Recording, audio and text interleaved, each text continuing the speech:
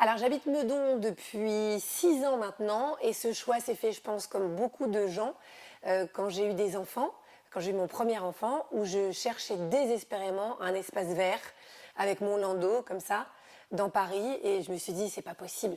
Pourtant j'étais très parisienne pure souche, donc ça a été un petit deuil, mais là pour rien au monde je retournerai à Paris. J'ai fait des études d'anglais à la Sorbonne. Je me destinais à être prof. Puis je me disais, oh là là, quand même, je me vois pas du tout être prof. Moi, j'ai tellement envie de faire de la radio. À l'époque, j'étais très obsédée par la radio et la télé, évidemment. Et puis un jour, j'ai un copain qui habitait Bruxelles qui m'a envoyé une annonce du soir. C'est l'équivalent du Figaro en Belgique, où il y avait une annonce pour la radio Énergie. Je ne sais pas par quel miracle, parce que je parlais pas le flamand, voilà, mais j'ai dû plutôt assurer mon entretien. J'ai réussi à être embauchée et c'est comme ça que j'ai démarré. Et puis de fil en aiguille, après Pierre Bellemare cherchait des animateurs pour sa chaîne de téléachat qui montait là-bas. Et je lui ai dit, écoutez, moi je suis pas animatrice, mais si vous pouvez me faire passer le casting, je serais trop contente. Donc il l'a fait un peu par pitié, puis en fait il m'a prise moi. L'endroit où je me sens le plus à ma place et où c'est le plus mon ADN, c'est ce que je fais en ce moment, c'est la maison des maternelles. Et bel et bien parce que tous les jours j'apprends. Parfois même, là, mardi j'étais en tournage de Bel et Bien, j'étais tellement happée par ce qui se disait sur le plateau que j'en ai même oublié que j'étais l'animatrice. Donc plein de fois j'étais là, oui, oui, pardon, qu'est-ce que je dois dire? C'est formidable de pouvoir faire le métier qu'on aime, sa vocation, mais en même temps d'y trouver un sens. J'ai l'impression que je fais vraiment des émissions d'utilité publique et de service public. Donc déjà il y a ça, et en plus ça me nourrit. Donc je suis comblée. L'objectif des maternelles, c'est d'abord, bien sûr, d'accompagner les parents. Il y a beaucoup de familles monoparentales, isolées, par exemple, qui n'ont pas accès à des messages de santé publique, qui n'ont pas les moyens d'aller voir un psy, et d'avoir, je dirais, la voix du meilleur expert pour eux. Et puis la deuxième chose, c'est évidemment de déculpabiliser les parents. J'aime bien rabâcher dans la maison des maternelles que je ne suis pas une mère parfaite et que ça me plaît, quoi. En fait, le monde n'est pas parfait. Donc c'est peut-être pas plus mal que nos enfants grandissent avec des modèles qui ne le sont pas, parce que finalement, sans rien faire, on les prépare au monde qui va les entourer. Moi, j'ai du mal à me retrouver parmi toutes ces injonctions, hein. Je suis comme toutes les mères. J'ai un psy qui me dit blanc le lundi d'après, j'en ai un autre qui me dit ah non, non, en fait, c'était pas comme ça, et il va me dire noir. J'ai testé beaucoup de choses avec mes enfants jusqu'au moment où je me suis dit, mais finalement, et si je faisais comme moi je le sens, et si je réécoutais ma petite voix intérieure. Force est de constater que c'est ça qui a marché. Chaque fois que j'ai eu des petits problèmes de sommeil, des petites angoisses ou des choses comme ça, quoi.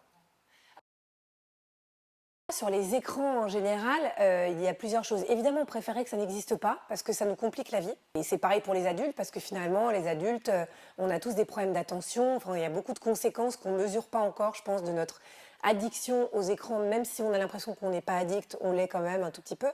Donc moi, j'essaye avec mes enfants de leur apprendre à utiliser les écrans. Mais je pense que ça fait partie intégrante de leur génération et qu'il faut pas les interdire. Parce que de toute façon, ils y viendront. Voilà, et c'est pas par hasard que l'école l'utilise, c'est parce que ça fera partie de leur avenir et ça sera des outils dont ils vont se servir dans les entreprises plus tard, etc., dans leur métier.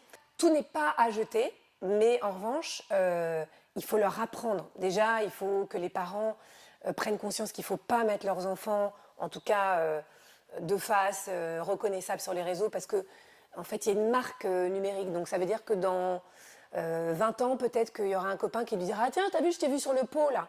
Parce que, bah oui, sa mère aura mis une petite vidéo mignonne. Et donc, il y aura peut-être du harcèlement scolaire. Enfin, en fait, tout ce qu'on fait là aujourd'hui, ça peut avoir des conséquences très graves pour demain. Un problème aussi au niveau des réseaux sociaux, c'est que les réseaux sociaux, il y a du lien social, mais c'est aussi de l'entre-soi. C'est un peu que des gens qui vous ressemblent.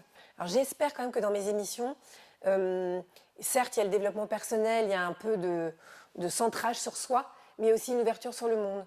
J'espère vraiment qu'on arrive aussi à faire ça, à faire découvrir aux téléspectateurs qui nous regardent qu'on n'a pas la science infuse, qu'il y a des choses qui existent ailleurs et des différences qui sont bonnes à prendre, quoi. Voilà.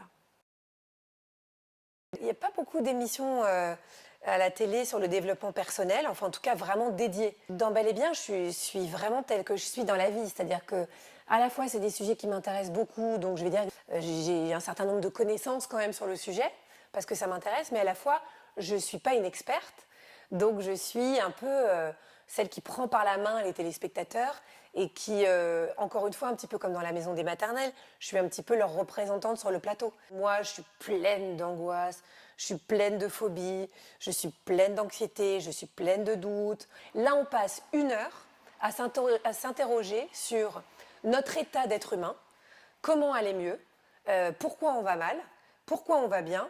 Quand on a terminé de la regarder, normalement, si on a rempli notre mission, vous allez mieux. Je me sens pas encore belle et bien, il y a du boulot quand même. Belle, je crois que ça prend une vie. Et bien, ça va de mieux en mieux parce que je pense qu'avec l'âge, en fait, on se débarrasse de beaucoup de peur. Si je vais me définir en quelques mots, je dirais que je suis quelqu'un en fait de fragile, mais qui a trouvé de très bonnes armes pour pas le montrer. Alors, j'ai créé ma marque de vêtements qui s'appelle Ronron en 2019.